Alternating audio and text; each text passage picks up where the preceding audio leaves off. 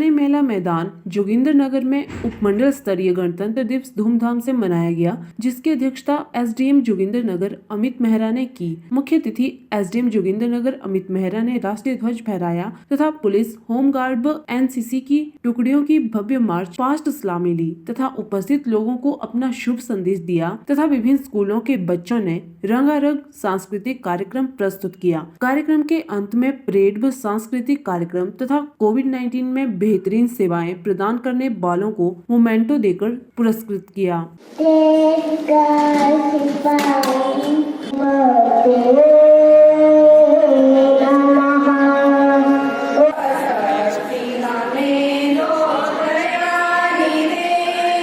इस मौके पर एसडीएम अमित मेहरा ने सभी को 72वें गणतंत्र दिवस की बधाई देते हुए कहा कि 71वें वर्ष पूर्ण होने के बाद भी आज हमारा संविधान अडिग है। इसी से ही अंदाजा लगाया जा सकता है कि किस खूबसूरती के साथ इसे संविधान निर्माताओं ने बनाया है। उन्होंने कोविड-19 के दौर में क्षेत्रवासियों द्वारा प्रशासन को दिए गए सहयोग के लिए सभी का आभार जताया।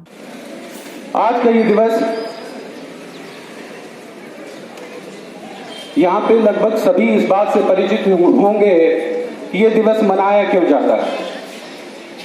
इसकी एक पृष्ठभूमि है, इतिहास है।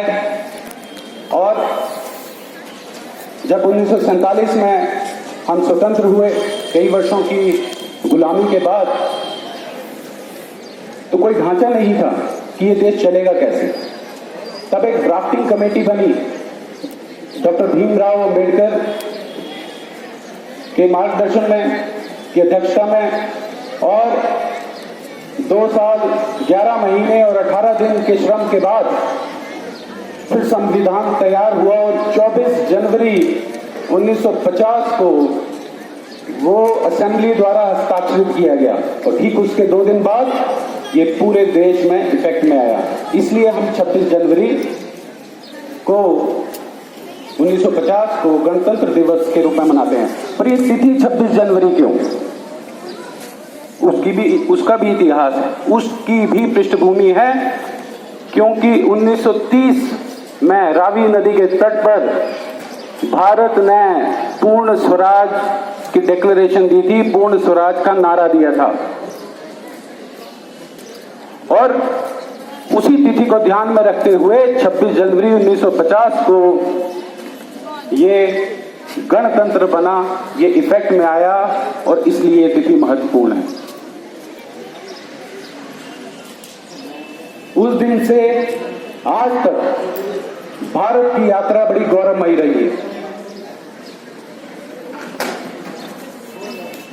हर एक फील्ड में, हर एक विधा में भारत ने बेहतरीन प्रदर्शन किया। कारण ये रहे कि हम सबके सतत प्रयास थे, चाहे वो स्पेस टेक्नोलॉजी थी, चाहे वो पोखरण 1 और पोखरण 2 था, फिर चाहे खेलें थी।